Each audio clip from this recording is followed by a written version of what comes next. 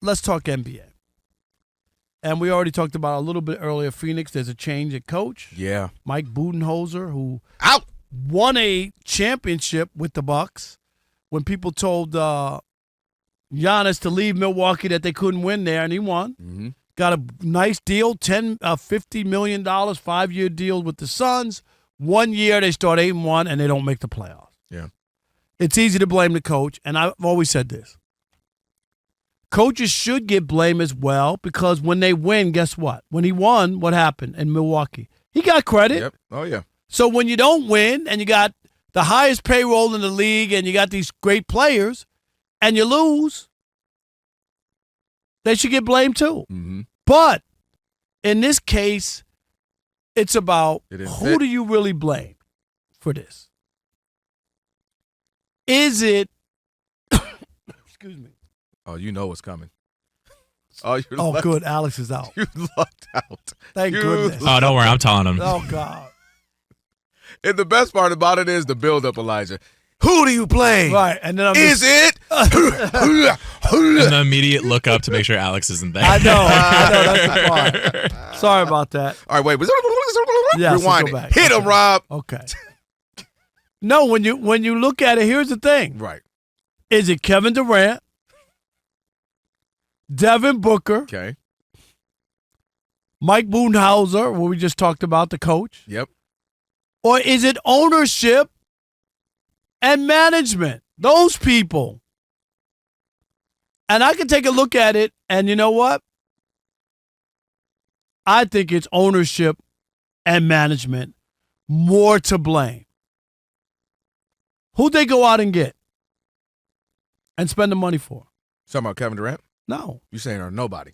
No, from Washington. Oh, Bradley Beal, of course. Bradley Beal. Yeah.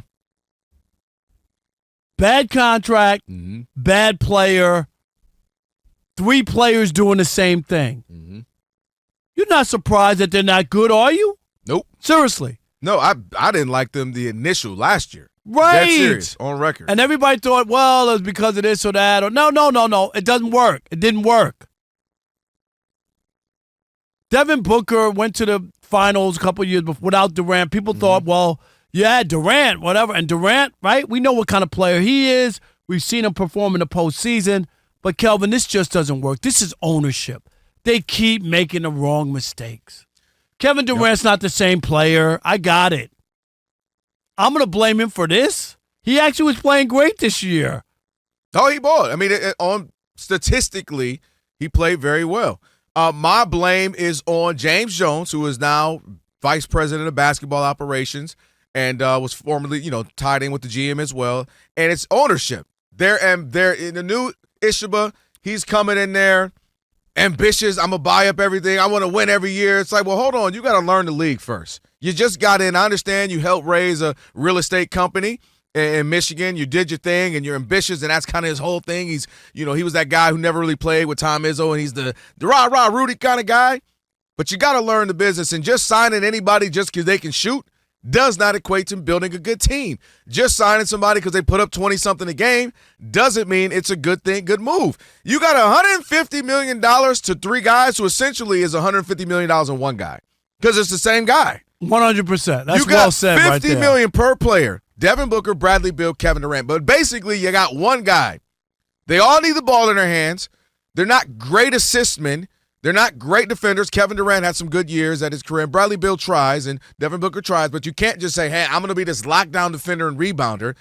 None of them are, again, guys who can just say, I'm going to get you 15 boards tonight, or I'm just going to be diving the floor hustle guy. That's not their makeup. Their makeup is, I'm a bucket getter. I don't know how to necessarily do much more than that, especially Bradley Beal. And you also signed Bradley Beal knowing he had the Larry Bird and you couldn't the trade clause. So you signed him, which jammed up saying Kevin Durant. Right, and that's what jammed them up when they needed to make a move, and Bradley Beal sitting there going, Nope, I'm staying here and give me my $50 million. Give me my $50 million out here in the sun, and I'm in the valley, and I'm enjoying this hot I ain't weather with my going nowhere. family. I ain't budging. Me and my agent worked hard to have a no-trade clause in my deal, and I'm going to exercise it. And good people for need him. to know he's only one of two players. Yep. LeBron you could buy. 100%. But what in the world is Bradley Beal doing with a no-trade clause? I mean, did the Washington Wizards win a couple of rings I missed? Because he has one. And you have to have foresight. You have to be saying, we're bringing in Bradley Beal with Devin Booker and Kevin Durant. What if this doesn't work? What if we need to trade a guy? Oh, he's got this no-trade clause. You have to have seen that, and that's why I'm blaming management in the front office because, again, you're putting the same guys together. It's not working. You already see that, and then you're bringing a guy with a no-trade clause where you now don't have an out so that when you try to trade Kevin Durant and it backfires, then you got to bring Kevin Durant and eat the, swallow the crow, eat the crow. Like, oops, sorry, come on back. Sorry, we couldn't trade you. And now he's got to be there the whole time, the rest of the season. Like, man, I know these fools want to get rid of me. So I absolutely blame them. You put guys together, and you can only be who you are, right? Devin Booker tried. He's been a great teammate. He's been a great guy vocally, and he hasn't said anything. He hasn't, talked bad about the organization, talked bad about Kevin Durant and Bradley Beal. He tried to put it all together, and he's got to feel a little bit, hey, man, this is the only home I've known. This is my team. And you guys are ruining this. Rob, Devin Booker's got to feel like 2-3 years ago, I was in the NBA Finals. What the heck went wrong? I was in the NBA Finals thinking we got to come right back, baby. Bounce back, win it this year because you lost to Giannis, but that's all right. It was our first go at it. Now, they're the most disappointing team in the NBA. And they out here looking like Dolly Parton, if you know what I mean. Little top heavy right now. You don't have anybody else on the bench. Look at man. When you look at this roster, you can't play with just 3 people. When you look at this roster, man, I mean, my goodness, this is supposed to compete in the Western Conference. I mean, it's got some guys on this I didn't even know were still in the NBA, and so I'm completely disappointed in them again. And yes, maybe the players have to take a brunt of this for sure for not trying to find a way to make it work, for not finding a way to say, all right, what can I absolutely do differently to bring something to this team. But you are who you are, and you bring in the same guy to do the same thing, and I have to pay $150 million to them, and that means I can't have anybody else really on the bench that's of great value, and they don't have an identity. This is what you get. I agree. It's hard for me to look at this, and Kevin Durant, Booker, they did what they do. You know what I mean? Like, they did what they do. It's just the team doesn't work. But what would you do? I mean, if you're in this situation, go ahead, you done fire the coach. Yeah. Firing a coach is not going to be enough. It's not going to be enough. That's a scapegoat. He was a scapegoat. It's easy to fire him, even though he owes looking like $40 Greg million. Popovich. And right, and has he did a great job and all that? No, we got that.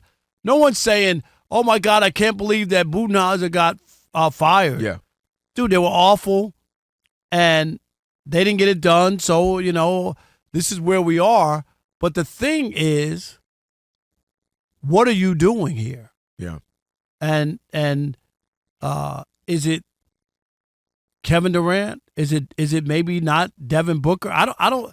Is Devin Booker here no matter what? You know what I mean? Yeah. Or do you have to start to think about what should happen with this team? What do got you think of the Suns? Yeah. I don't know. First thing I got to do is I'm on the phone with Bradley Beal. Look, man, I know you don't have a trade clause. I understand. I have no trade clause, and I understand that, and you might be happy here. But look, what if I work with you?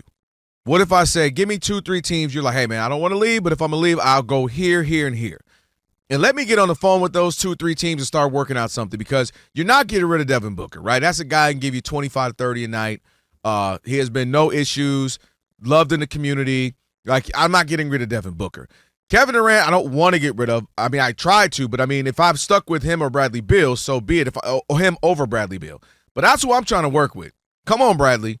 Where you want to go? But if he didn't want to go when that chance came, now you think he's going to give in? Because maybe he thought in the back of his mind, we're better than this. We can turn around. I got a Hall of Famer in Kevin Durant. I got a potential Hall of Famer in Devin Booker. Myself, I'm really good. We can figure this thing out. Maybe he saw how toxic it was. Maybe the locker room was bad. Maybe they didn't really mess with each other. And maybe his wife, or his kid, hey, man, let's just go ahead and move on, Pops. Come on, baby. Let's just move on home. Let's just go somewhere else. But I have to explore that because that's – now, the problem is, who wants to pay Bradley Beal $50 million? But I have to try to explore that. You know what I mean? And that's the first thing. And after that, Maybe we work out something with Kevin Durant, but they're stuck in a position where they sign these guys. And again, that's why I put so much on them. You brought in a guy who is the same guy as Devin Booker and Bradley Beal, less talented, but you brought him in, and you knew he had a no-trade clause. Shame on you.